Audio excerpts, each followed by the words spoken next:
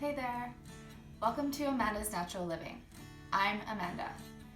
Today I'm going to talk about cinnamon, my favorite spice in the whole world. It is very popular as well, so you may have heard of it, and you may have heard that it comes from a bark of a tree. But did you know that there are two types of cinnamon? One is called Ceylon, and it comes from Sri Lanka. It's also called true cinnamon or sweet cinnamon. And the other type of cinnamon comes from China. It comes from a tree in China called cassia. And it's cheaper to buy.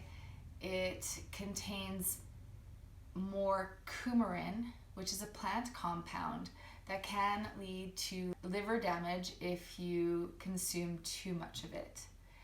Cassia cinnamon contains 2,000 to 5,000 parts per million of coumarin, whereas Ceylon cinnamon from Sri Lanka only contains 2 to 5 parts per million of coumarin, so I prefer to use Ceylon.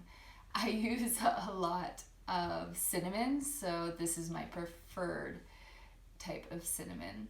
There are three main forms of cinnamon. There's ground, chips, and sticks. There's some sticks, Some chips. and some ground. I love cinnamon. I have it in my smoothies.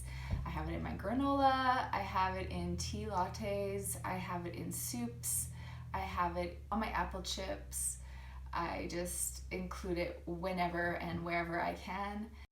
I started including cinnamon in my diet when I realized how many health benefits that it has. It is an antioxidant. It has anti-inflammatory properties. It may cut the risk of heart attack. It prevents Alzheimer's. It also lowers your blood sugar, and it may prevent you from getting cancer. Thanks for joining me today. I hope you enjoyed this video on cinnamon.